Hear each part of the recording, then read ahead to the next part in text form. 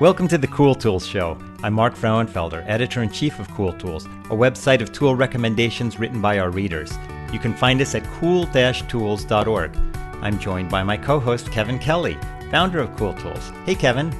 Hey, it's great to be here. In each episode of the Cool Tools Show, Kevin and I talk to a guest about some of his or her favorite uncommon and uncommonly good tools they think others should know about. Our guest this week is Seth Godin. Seth is a 20-time best-selling author, a blogger, an internet pioneer, a teacher, and a great friend of mine and Kevin's. You can find out more about what he does at seths.blog. And I think Seth has been on the show more than anyone else because we love him more than anyone else. Well, he has this great suggestions, and he kind of knows what we're looking for. So welcome, Seth, again. Well, thank you. I probably during this troubled time have gotten more out of Cool Tools and Recommendo than ever before. And going all the way back to both of your early work in this space, you were right. You were right all along. And it's just fascinating to see you persistently, generously, and consistently show up and share the stuff. So thank you. Thanks so much. And then same back at you. I love your daily email newsletter where you have a short kind of thought or parable or example. We'll have a link to that so people can sign up to that. But why don't we start by having you tell us about Roon software? Yeah, terrible name. Worst name software I could think of. It's ROON. And the thing is, I don't think we pay nearly enough attention to the craftsmanship of software. That if people made cars or hand tools as poorly as they make software, there would be an outcry. But we sort of accept it as a slapdash thing that solves our problem, and then we move on. And my experience with Roon is the opposite. This is something that someone who cared put a lot of craft into. And in terms of the use case, if you like to listen to music, not just like on your radio in your car or through a Bluetooth speaker, but really listen to it, the world of music has changed because it's no longer limited to how many CDs you ripped or how many albums you own. All the music is there for anybody who's paying whatever it is, $20 a month, the Qobuz or Tidal or whatever. And if all the music is there, but you can't find it, it's as if it's not there at all. And so what Roon does is it makes your own collection beautiful. It shows you the lyrics. It shows you the album and a review of almost every album you own. But it also is smart enough to know what you've been listening to and what you want to hear next, even if you don't own it. And almost every night I'm busy listening to Roon, and I have discovered all sorts of music that I didn't know I was going to love. So I have a couple of kind of practical things. One is this is an app that runs on a phone, I'm assuming. No, it also runs on a server that lives on your Mac or your PC or a device that you can buy that looks like a piece of stereo equipment. Uh-huh. And is that required? Is that part of the No, you can use Roon with headphones and a Mac, and then you're done. Okay. But it's not like an app that lives on your phone alone, like a Spotify kind of app. Right. It plugs into Spotify and Tidal and the rest. And the app for the phone is just the remote control for wherever you're running the main system. Okay.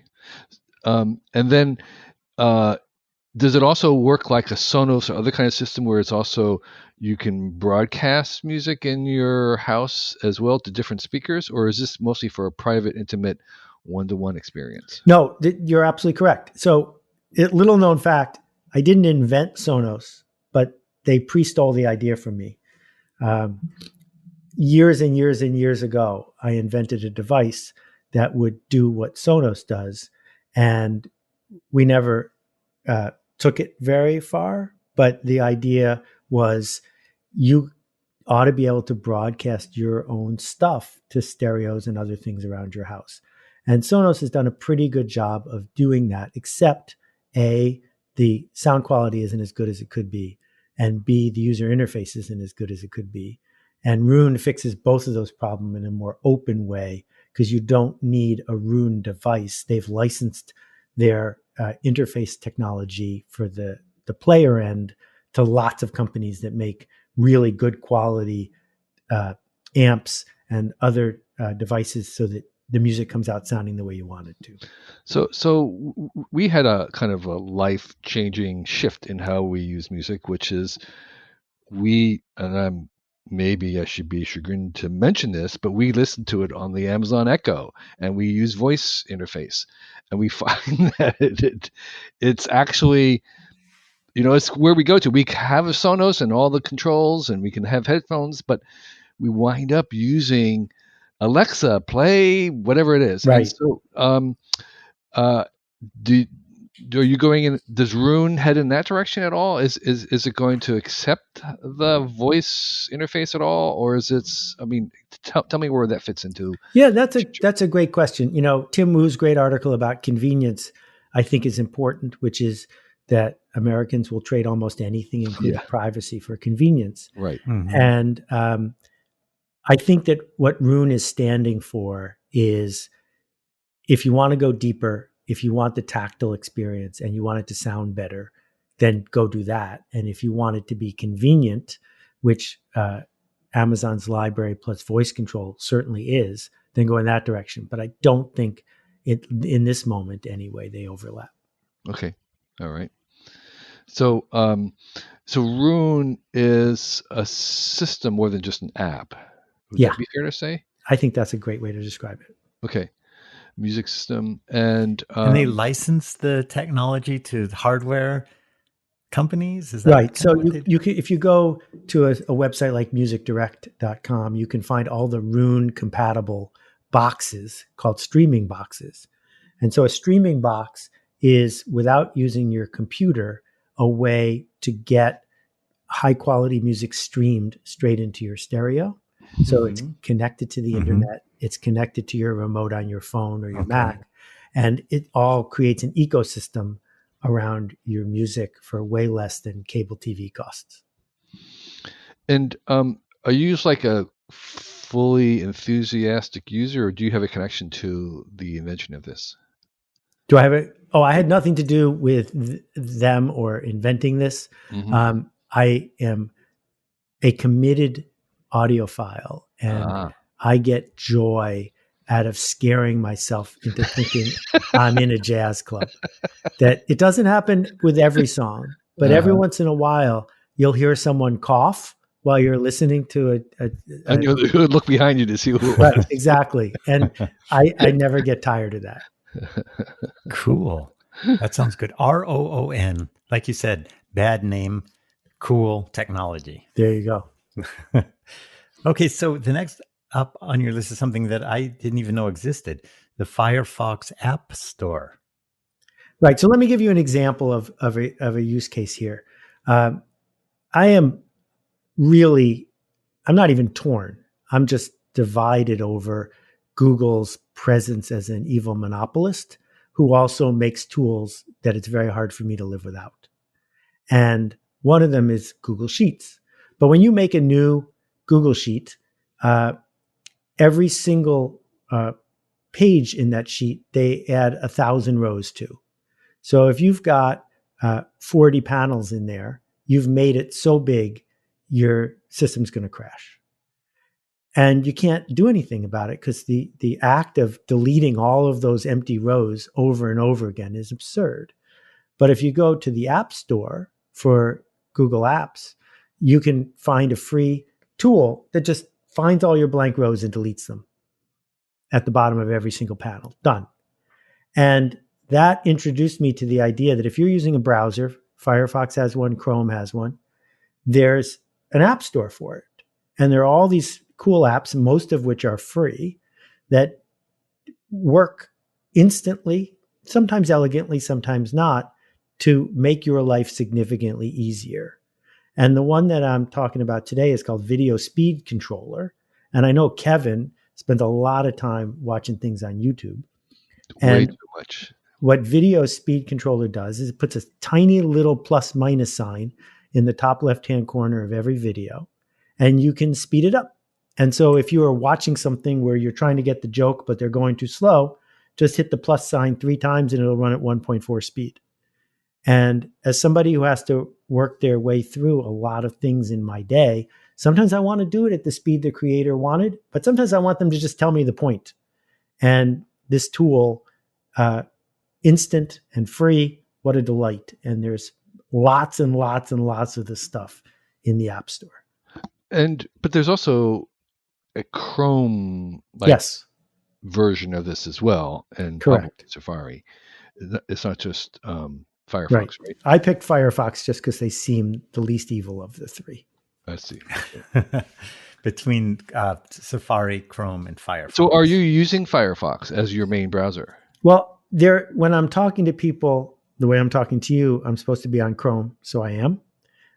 So why I would say, wait. Why are you supposed to be on Chrome when you're talking to us? I don't understand. Because I said that in the show notes. Because the Zencaster. right. Yeah, So there's lots of tools that say works best on Chrome, and I'm just not interested in being a pioneer and where else it works. Right. But I switched to DuckDuckGo a while ago. I use Firefox now and then. I'm trying to figure out how to keep the web open, at least through my own behavior. And I know that's not going to change anything, and I still link to Amazon all the time. But every little bit of pushing back against the hegemony can't hurt. Okay. Right. So Video Speed Controller for your browser, and maybe there's equivalents for Chrome or Safari if you. Oh yeah, there is. I use Video Speed Controller on Chrome as well. Okay, that's good. I mean, YouTube does have like a native control. You click on that little gear and you can pick speeds in increments of like 0.5. But this works everywhere, not just in YouTube. That's cool. And I use it every single day, and I would happily pay for it. Right. That's a good one. Okay, cool. So tell us about your magnetic Dovetail guides. Okay, so we could talk about Dovetails for a very long time. This is one of my pandemic distractions. There's really no reason to make something out of wood unless you enjoy it. And if you are making something out of wood, you can join 2 pieces of wood together in lots of extremely quick and efficient ways. Or you can cut dovetails. And dovetails are a combination of something that looks like a triangle with the top cut off as a void, and then the reverse of it. And when you alternate them back and forth, you have 2 pieces of wood that will fit in like a hand in a glove and will stay together for a very long time. And there are lots of versions. Sorry, Kevin, go ahead. Yeah, people might recognize this if you've seen a kind of an old-timey drawer. You pull it out and you see that little kind of pattern on the edge. That's the dovetail joint on the corner. Right. So one of the things I've been thinking about is this idea of some tools that work through some magic sort of harmonic resonance, and some tools that work through an enormous amount of brute force. And if you think about woodworking, you can now buy a computer-controlled router that will make a piece of wood into anything you want. There's video on YouTube, channel after channel, of people who are doing miracles with, $500,000 wood shops. And then there's also people who carve wooden spoons, and they're not using extraordinary, expensive, overbuilt tools. They're doing it with a whittling knife. And this balance between the harmonic resonance, for example, of a 4-watt tube amplifier and a 500-watt digital amplifier, or a whittling knife versus a router, shows up in dovetails. Because you can get a router that will make a perfect dovetail every time. And my question is, why would you bother? Because the whole point of a dovetail is that you made it by hand. And so one of the other things that goes with that for me is the magic of tools that do the job elegantly, but without overkill. So I have this thing called a fret saw, which is the other thing you need to cut a dovetail. And you can buy a cheap, not very good fret saw on Amazon for $30, or you can buy the best fret saw in the world for, 3 times that. But every time you touch it, everything you work on will be better, not because the machine is doing the work, but because you're doing the work with the right tool. Mm-hmm. Mm-hmm. That's So a cool way to the put fret it. saw, a fret saw, for those who don't know, is what looks like maybe roughly a hacksaw. It's a saw that has a C shape or a P shape handle and a C shape that holds a very thin blade. It's almost thin as a wire and under tension. Instead of having a rigid blade like your saw blade in a cartoon, which is a piece of metal that goes back and forth, it's a very thin wire between two arms that hold it in tension, and that very fine blade can cut very finely. Well said. And this new version is kind of it's very light because it has a kind of a skeletal structure to it where all the unnecessary metal has been cut out, leaving just this kind of almost organic looking structural metal left. And so it's very lightweight, which makes it easier to use. I have one. That's how I know. I thought it was for fretting when you're nervous, but that's not what it's for. Or I thought it was to cut slots in guitar necks if you wanted to insert fret wire into it. That's my guess. That's probably my where guess the word too. comes from. Yes. Right. And they're adjustable, and the blades are replaceable, and you can set the tension and all these other kinds of things. So these are the best of the sometimes called coping saws as well. Which is sort of the opposite of fretting. Now that you mention it, maybe maybe the fret saws you pull towards you, and the coping you pull away. Oh, okay. I'm not just making that up. I love that. So, since we're talking about, you've been generous and you're giving us 5 tools, let's move on to the 4th one. This is a book that Kevin's probably heard of. Tell us about it. Okay, so I don't do any coaching. I don't do any consulting, but I run into people all the time who think they want to have an impact on the future. And they've got some business plan or they've got some idea. And I say, have you read New Rules for the New Economy? And they give me a blank stare. And the thing is, it's free. And the thing is, it was written by a wizard how many years ago? 20 plus years ago. And he wrote down all of it. All of it is right there. If all you needed to do is read that book 20 years ago and either invest in what it said or do what it said, because he was right. And I am a big fan of doing the reading, and you need to read New Rules for the New Economy. There are no excuses. Just to make it obvious for those who don't get the joke, that was a book that I wrote in the first one was an article in Wired in the late 90s. And I think the book came out in 98. Or at least right before the .com bust. So it's short. That's one thing I have for it. It's free. You can read it. You can read it online. It's my shortest book, and I've often been asked about, like redoing it. It's like, no, I the examples I used are out of date, but the principles are all absolutely. I stand behind 100%.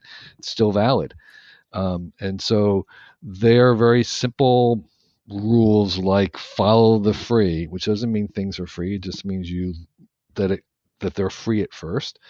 Things like that are still applicable now, and I'm very glad, Seth, that you find them useful, and I concur. I don't know what to do. I've made it free. People can read them on the web. There's probably a PDF somewhere of it as well. And the more people that know about it, the happier I am.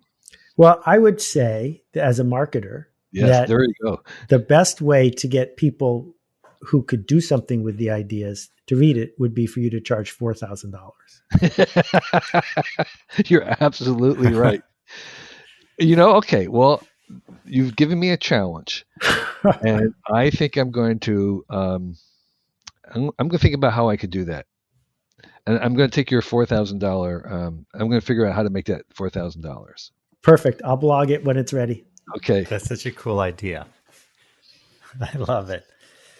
So, Seth, this weekend I'm doing some painting. I'm repainting our kitchen, and the next tool you pick sounds like an amazing thing that could have been really helpful to me.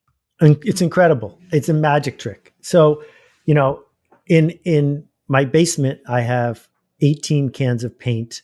Almost all of them are crusted over and useless because they've been frozen and they're old.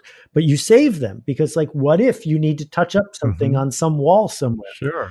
There's no reason in the world to ever do that again. This little device, $50, you hold it against the wall, and on your phone, it then shows you 3 brands of paint and exactly what color mix the thing on the wall is. And if it's a pre-mixed color, it tells you the name of it. Hmm. And That is crazy. And it works. I've done it on 15 walls, and it was right every time. Wow, That's the coolest thing ever. So yeah, we're looking at something. I mean, it's a little device that is actually smaller than the phone itself. So it pairs to is it wireless? Yes, it's like a Bluetooth thing. Okay, so it pairs to the phone, and it's the little device that actually you put against the wall, not your phone. And the phone is just a screen for the device. Correct. Okay. Wow. So there are alternatives, but is this sort of like the best or just maybe the best? I saw that there were 8, and this was the one that had the right mix of cheap and Okay. reviews. Uh-huh. So again, some tools you don't want to care about. They just have to be good enough. This was one of those. Right. So this is a tangential rant, but I have to tell you that if you want to have an old world skill that is much harder to do than you think, try mixing colors by hand. Try to get an exact color by taking whatever colors you want to start with and make it there. It is so hard to do. And I've been trying to learn how to do it. And even with, getting tutorials and stuff, it's still very hard to do. So having a device that does it, going back to Seth's talk about Dovetails versus industrial, you want to go with the industrial version in this case. Particularly since the people you live with will not give you any prizes for doing it the old-fashioned way. For missing it by a shade. Exactly. That's such a cool one. So your book, The Practice, just came at the right time for me when I am kind of rediscovering doing my art that I used to do a lot of book illustrations and stuff and set it aside, and am getting back interested in that and interested in kind of developing that side of me again. And your book, The Practice, is about creativity. Can you talk a little bit about who the book is for and what the message is? So there are 2 kinds of jobs where you get told what to do, where you're a cog in the system, and where you're going to be replaced by some combination of GPT-3, artificial intelligence, and someone cheaper than you. Or there's a job where you are challenged to do human work of being creative to solve an interesting problem.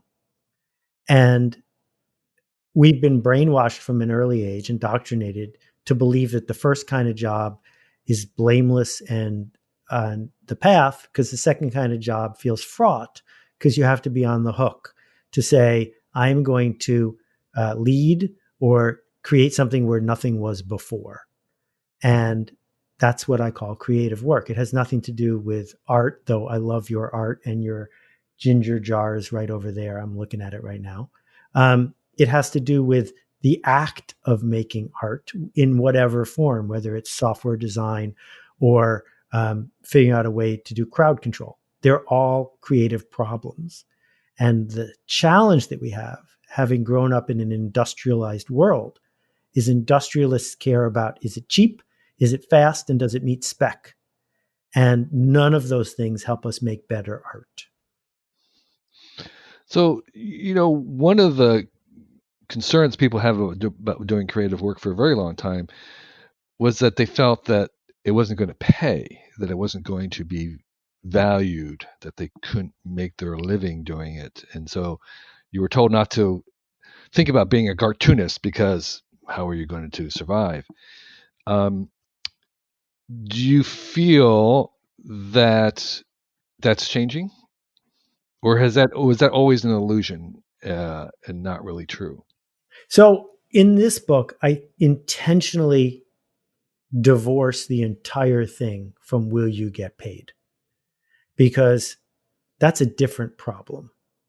And I have written extensively about how to get paid by doing things that some people do as a hobby, that it is possible to make a fine living doing lots and lots of things that many people would do for free if you're willing to show up as a professional.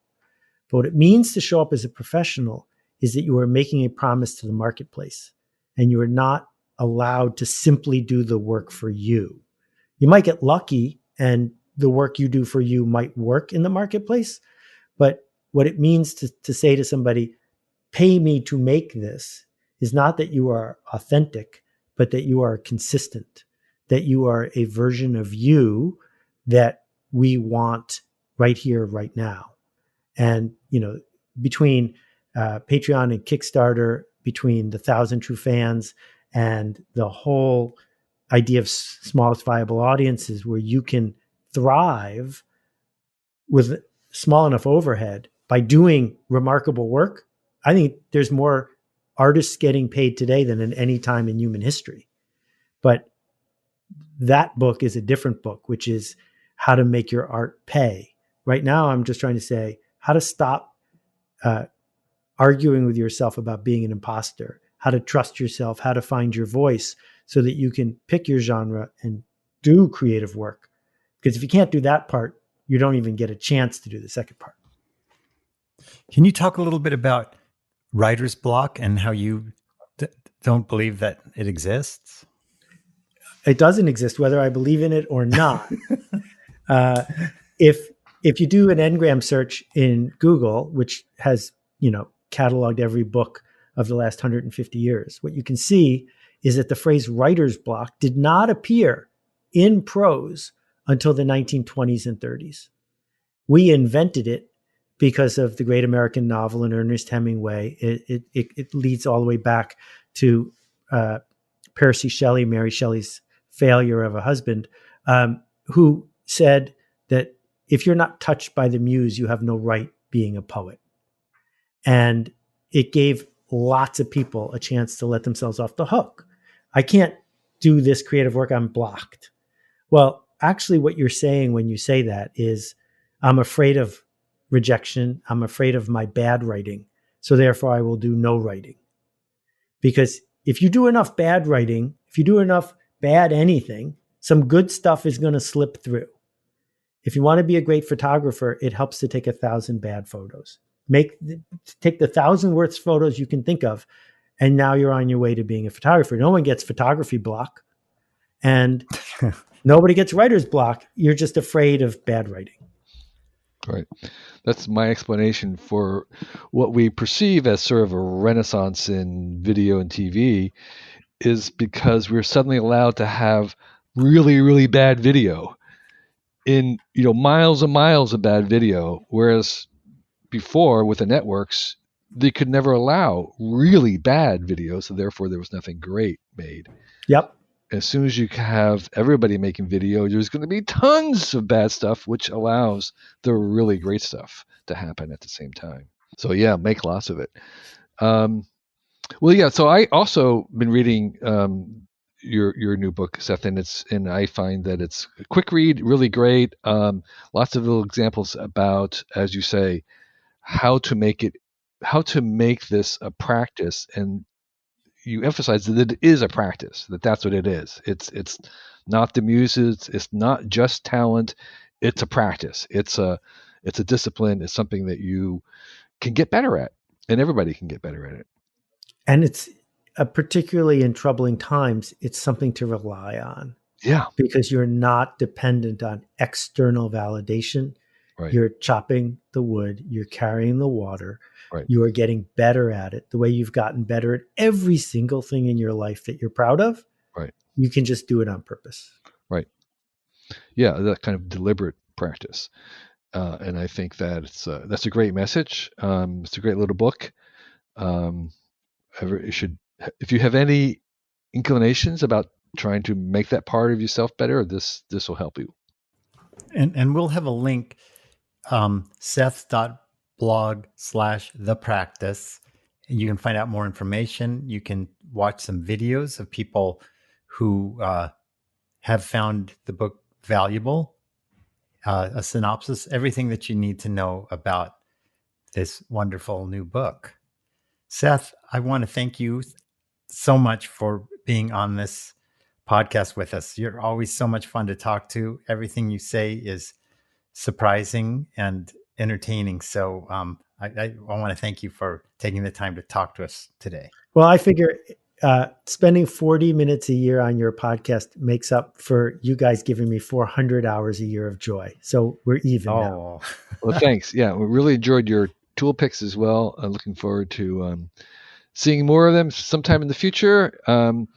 And we hope that you have a great year coming up. All right. Big hugs to everybody. Thank you both. Hey, everybody. It's your host, Mark, and I wanted to thank you for listening to the Cool Tools Show. And I also wanted to let you know that we've got a lot more going on at Cool Tools than just this podcast. We also have the Cool Tools website, which has a new tool review every day, and you can get there by going to cool-tools.org. We also have 4 different newsletters that you can subscribe to, and you can subscribe to those from the Cool Tools page. We have this podcast that you're listening to right now. We also have a YouTube channel where we review tools. Check that YouTube channel out by going to youtube.com/cooltools. And one of the things I'd like to ask you is, if you're really enjoying everything that we are producing, go to our Patreon page and support us there. You can sign up and give us as little as $1 a month, and that would mean a lot to us. The money that we get from Patreon goes towards a lot of things. We transcribe our podcast interviews so that you can read them online. We pay for editing of our podcasts and for our videos. We pay our contributors. We have video production costs. We have equipment costs. We have hosting costs. And the money you give us through Patreon also goes to support Cool Tools Lab. Anything you give is a huge help.